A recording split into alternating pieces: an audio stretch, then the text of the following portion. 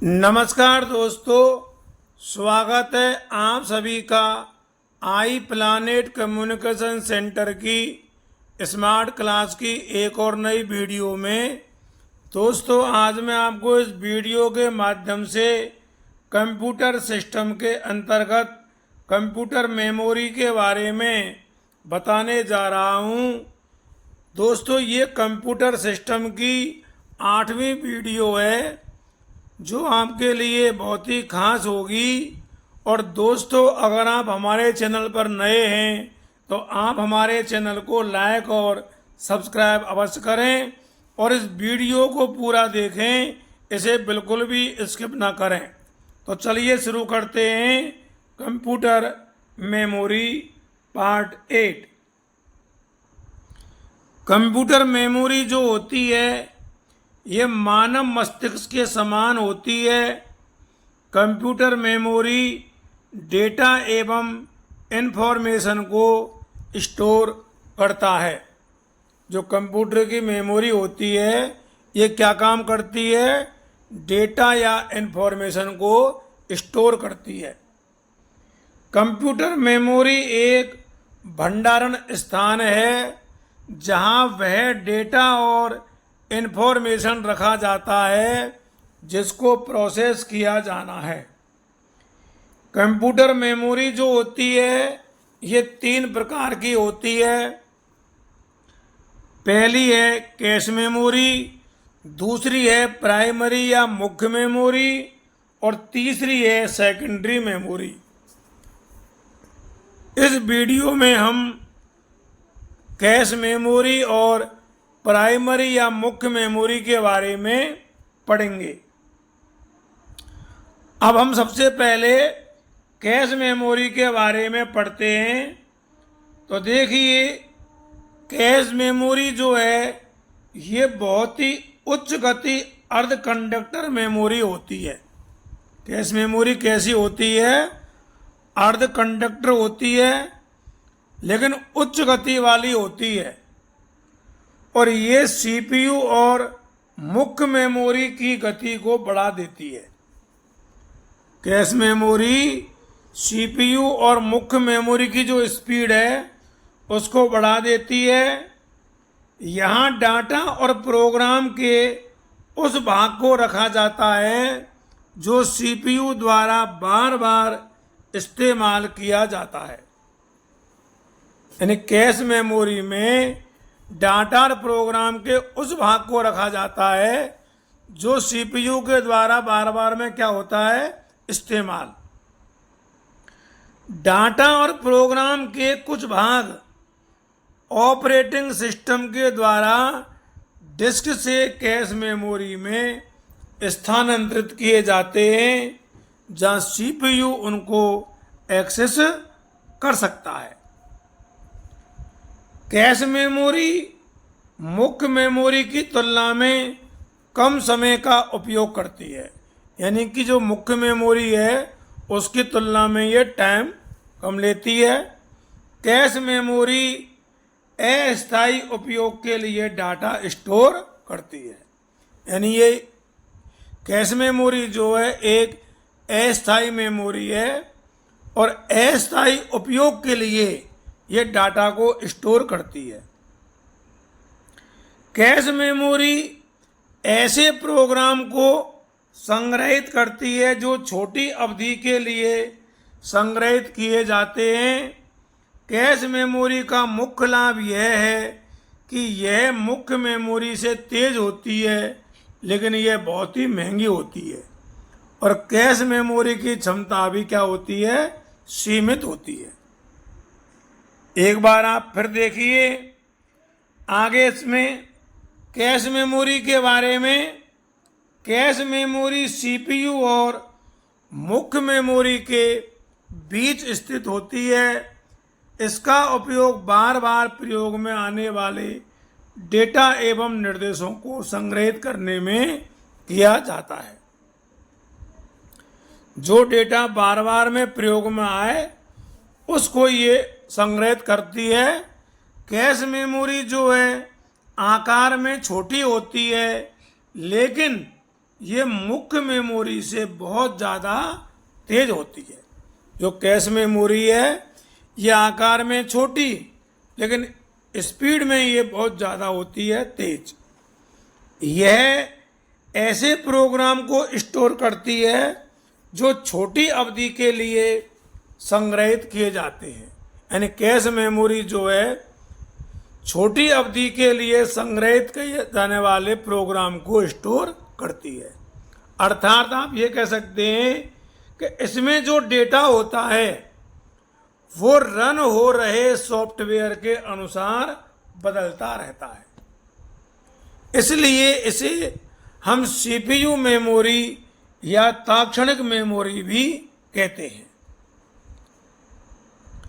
Power supply बंद होने के बाद कैश मेमोरी में कोई भी डेटा नहीं रहता।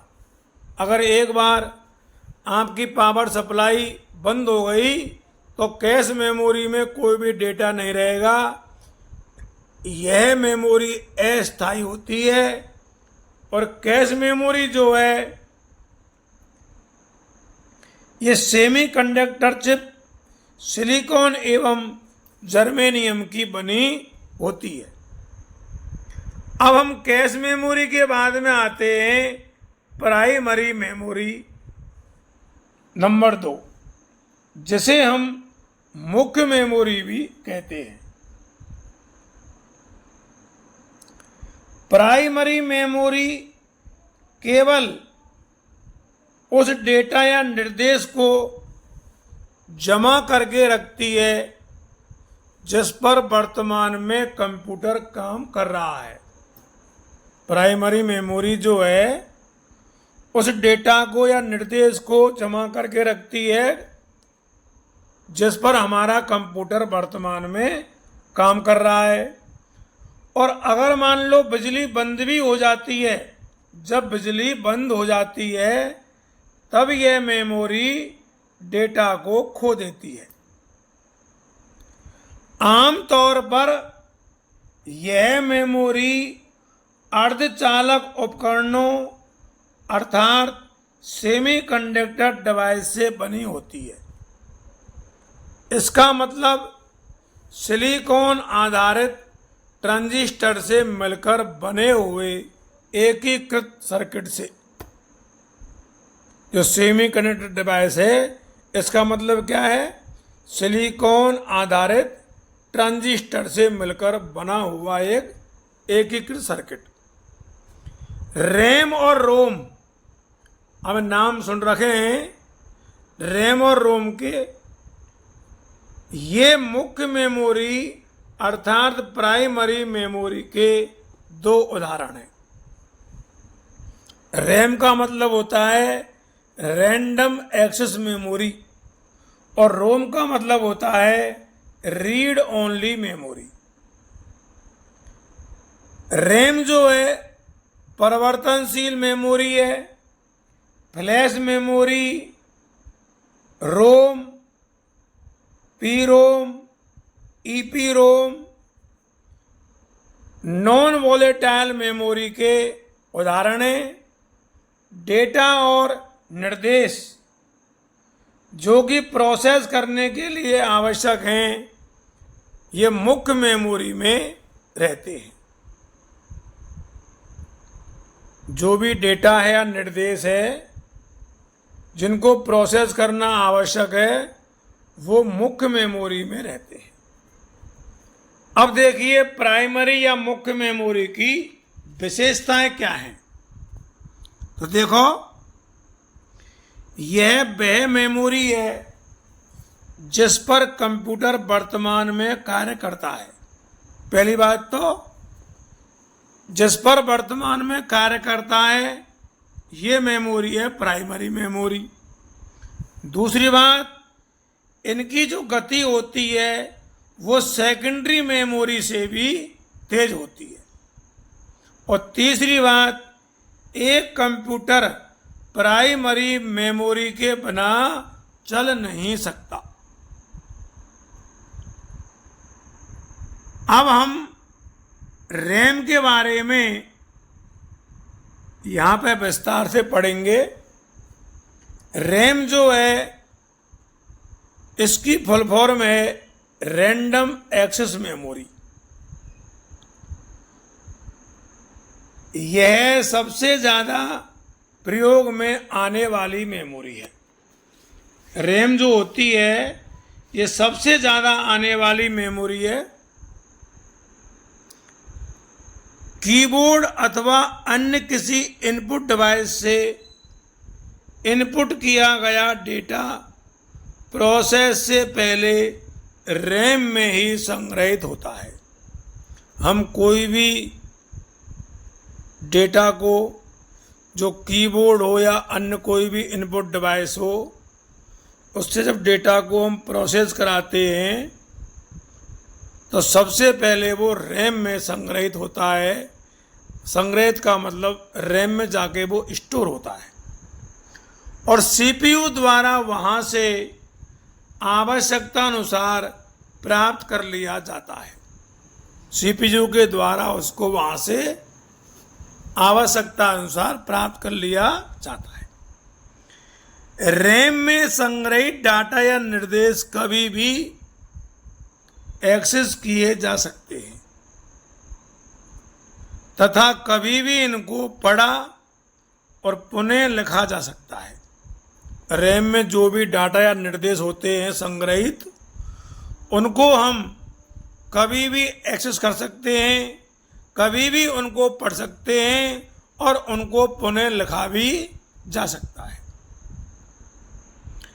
रैम में डाटा या प्रोग्राम अस्थायी रूप से संग्रहित रहते हैं, लेकिन कंप्यूटर को बंद करने अथवा विद्युत आपूर्ति बंद हो जाने पर रैम में संग्रहित डाटा जो है मिट जाता है। अगर कंप्यूटर को हमने बंद कर दिया या विद्युत जो है आपूर्ति है वो बंद हो गई तो रैम में जो भी डाटा संग्रहित है, स्टोर है, वो मिट जाएगा। इसलिए हम रैम को अस्थायी या अस्थिर मेमोरी भी कहते हैं। रैम क्या है? एक अस्थायी मेमोरी है, क्योंकि रैम में डाटा को केवल रीड एंड राइट किया जा सकता है। केवल इसको पढ़ा जा सकता है और इसको लिखा जा सकता है। रैम में डाटा को क्रमबद्ध पढ़ना आवश्यक नहीं होता। ये भी आप ध्यान रखिए कि रैम में जो डाटा स्टोर होता है उसको क्रमबद्ध पढ़ना आवश्यक नहीं है, अर्थात आप डाटा को कहीं से भी पढ़ सकते हैं। अर्थात ये भी जरूरी नहीं है कि आप डाटा को सीक्वेंस में पढ़ें। सीक्वेंस में पढ़ें ये भी कोई ज़रूरी नहीं है, आप उसको किसी भी तरह से पढ़ सकते हैं। इसमें डाटा को पढ़ना तथा लिखना तीव्र गति से होता है। इसे हम मुख्य मेमोरी भी कहते हैं। यह सेमीकंडक्टर तथा फ्लिप फ्लॉप से मिलकर बनी होती है। रैम को कंप्यूटर के मदरबोर्ड पर बने सिम्स में लगाया जाता है। सिम्स का मतलब जानते हो आप? जो मदरबोर्ड होती है उसमें आपने सिम लगी हुई देखी होगी, जिसकी फुल फॉर्म में सिंगल इनलाइन मेमोरी मॉड्यूल, उनमें इसको लगाया जाता है। रैम को रैम मदरबोर्ड में लगती है। अब देखिए रैम के प्रकार। तो रैम जो है दो प्रकार की होती है वैसे तो। एक होती है डायनामिक रैम, जिसे हम डी रैम बोलते हैं, और एक होती है स्टैटिक रैम, जिसे हम एस रैम बोलते हैं। तो देखिए रैम को मुख्य रूप से डायनामिक और स्टैटिक रैम में बांटा गया है। हालांकि रैम के अन्य प्रकार भी हैं, जिनमें HD रैम और NV रैम भी है। ये रैम के अन्य प्रकार हैं। डायनेमिक रैम से स्टैटिक रैम इस प्रकार से भिन्न होती है कि वह समय समय पर रिफ्रेश होती है। स्टैटिक रैम जो होती है वो डायनामिक रैम से तेज होती है। जो स्टैटिक रैम होती है वो डायनामिक रैम से तेज होती है और स्टैटिक रैम की जो लागत है वो भी ज़्यादा होती है। स्टैटिक रैम सामान्यतया CPU कैश के लिए उपयोगी होती है, जबकि डायनेमिक रैम जो है यह कंप्यूटर की मुख्य मेमोरी के लिए उपयोगी होती है। अब हम सबसे पहले DRAM अर्थात डायनेमिक रैम के बारे में पढ़ते हैं। तो देखिए, DRAM की जो फुल फॉर्म है अर्थात डायनेमिक रैम की फुल फॉर्म वो है dynamic random access memory. DRAM की फुल फॉर्म क्या होती है? Dynamic random access memory. इस मेमोरी का प्रयोग मुख्य मेमोरी के रूप में किया जाता है। जो डायनामिक रैम होती है इस मेमोरी का हम प्रयोग जो है वो मुख्य मेमोरी के रूप में करते हैं। इस मेमोरी को लगातार बार बार रिफ्रेश करने की आवश्यकता होती है। इसकी जो गति होती है वो स्टैटिक रैम की तुलना में धीमी होती है, अर्थात डायनामिक रैम की जो स्पीड है वो स्टैटिक रैम के बजाय धीमी होती है। अब हम पढ़ते हैं स्टैटिक रैम के बारे में, जिसको हम शॉर्ट में SRAM बोलते हैं और इसका पूरा नाम है स्टैटिक रैंडम एक्सेस मेमोरी। ये SRAM अर्थात स्टैटिक रैम का पूरा नाम क्या होता है? Static random access memory. इस रैम का प्रयोग कैश मेमोरी के रूप में किया जाता है। यह डायनामिक रैम की तुलना में तेज गति से कार्य करती है।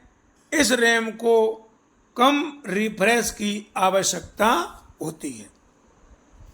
डायनामिक रैम जो होती है उसको बार बार रिफ्रेश करना पड़ता है, जबकि स्टैटिक रैम को कम रिफ्रेश करना पड़ता है।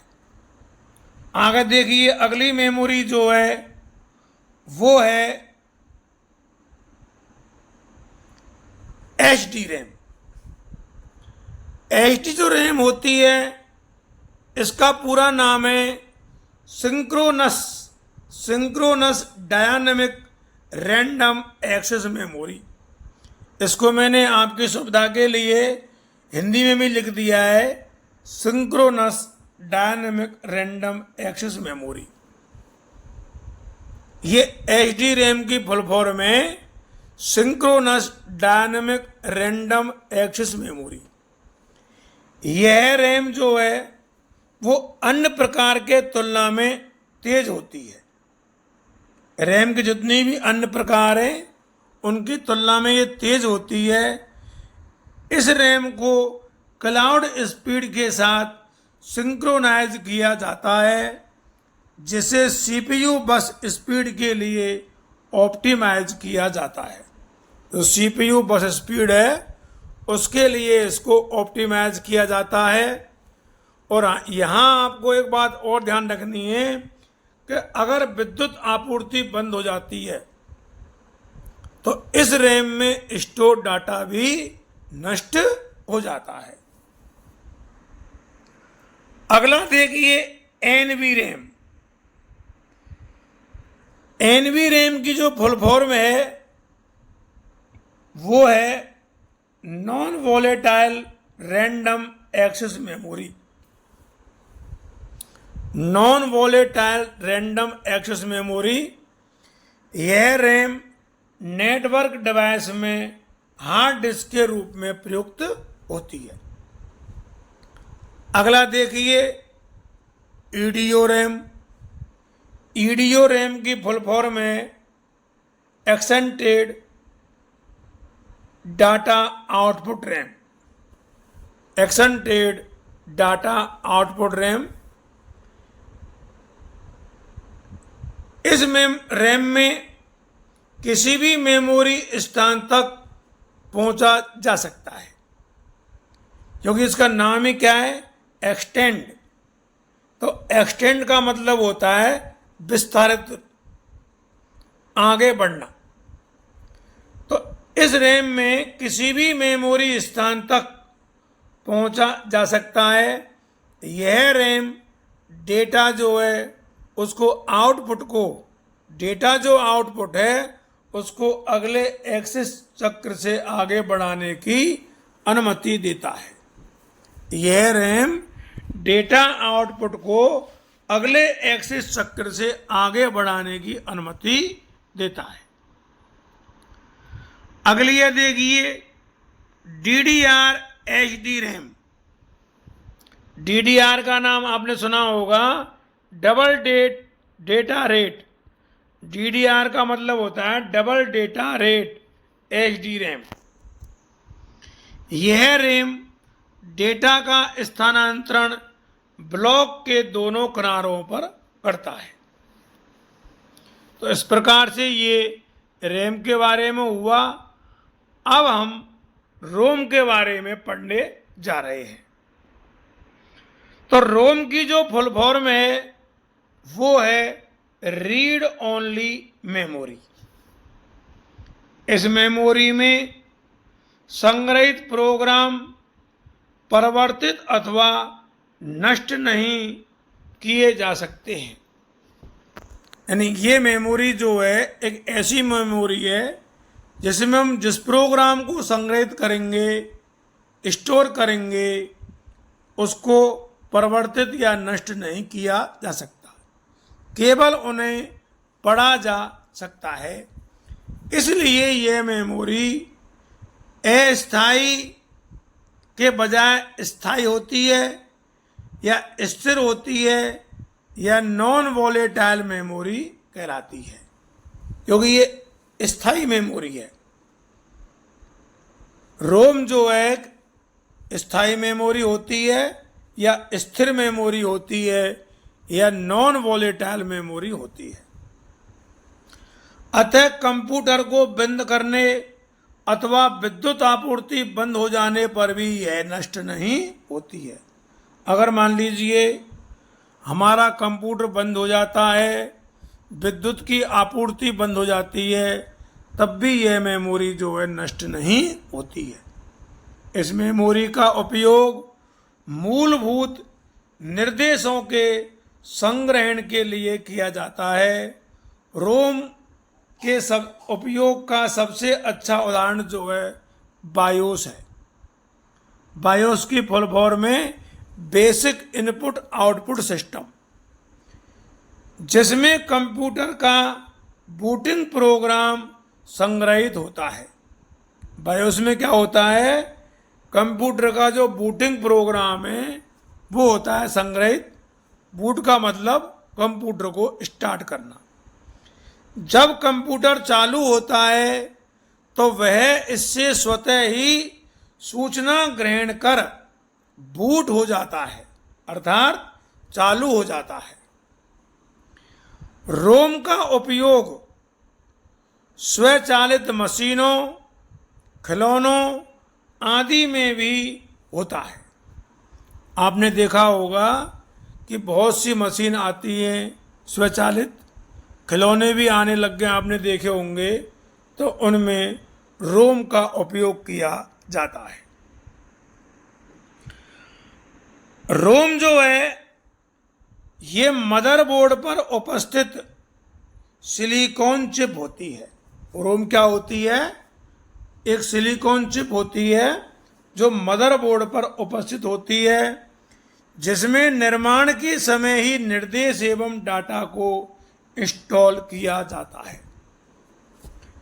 और इस मेमोरी में जो भी संग्रहित किया जाता है वह हमेशा के लिए फिक्स होता है, उसे बदला नहीं जा सकता। अब देखिए रोम का प्रयोग कहाँ कहाँ होता है। तो रोम का जो उपयोग है कैलकुलेटर में, वीडियो गेम, डिजिटल कैमरा आदि में किया जाता है। रोम, पी रोम, ईपी रोम में स्टोर सॉफ्टवेयर या प्रोग्राम को हम फर्मवेयर कहते हैं।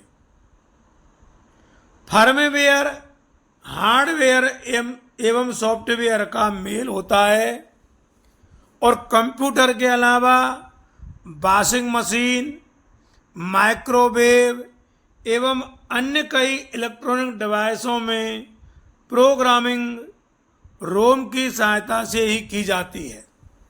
यह रैम की तुलना में सस्ती होती है। अब हम पढ़ेंगे रोम के प्रकार।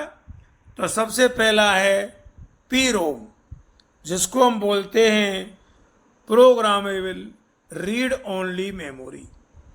इसका कंटेंट यूजर द्वारा अर्थात उपयोगकर्ता द्वारा निश्चित किया जाता है। उपयोगकर्ता अर्थात यूजर स्थायी प्रोग्रामों को स्टोर कर सकते हैं और डेटा प्रोग्रामों का उपयोग कर इसमें भेजा जाता है। आगे है ईपी रोम। ईपी रोम का मतलब है erasable programmable read only memory. वह मेमोरी जो बिजली बंद होने पर भी अपना डेटा नहीं खोती, इसे मिटाने और फिर से प्रोग्राम करने के लिए इसमें डिजाइन की गई विंडो के जरिए तीव्र पराबैंगनी अर्थात यूवी प्रकाश डाला जाता है। ईपी रोम पर संग्रहित इंफॉर्मेशन को 15 मिनट के लिए यूवी किरणों के सामने प्रदर्शित करके मिटाया जा सकता है। 15 मिनट के लिए।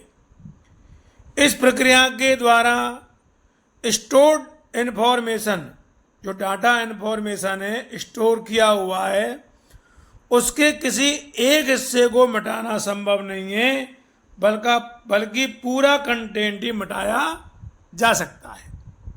यह सस्ती है और विश्वसनीय मेमोरी है। ईपी रोम जो है ये रोम का एक तरह का संशोधित संस्करण है। अब ईपी रोम के बारे में कुछ हम खास बात करते हैं। तो पहली देखो ये है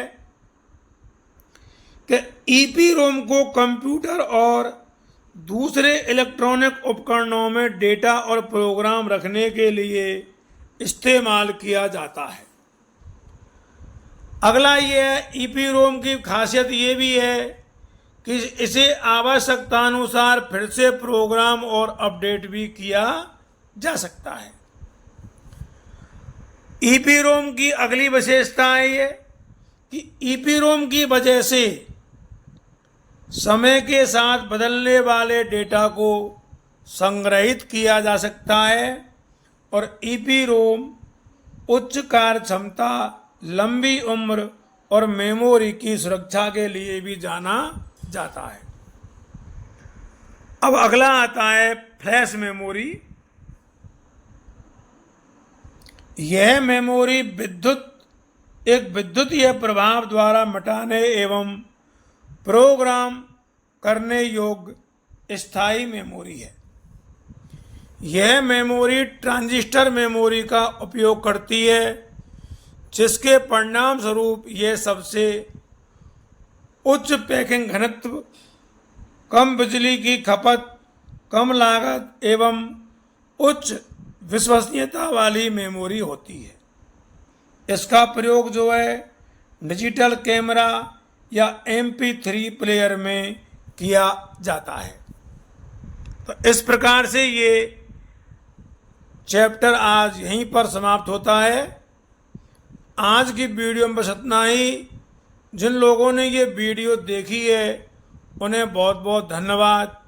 आपको हमारी ये वीडियो कैसी लगी हमें कमेंट करके अवश्य बताएं और आप इस वीडियो को अधिक से अधिक लोगों में शेयर करें। एक बार पुनः आप सबके लिए धन्यवाद। जय हिंद, जय भारत।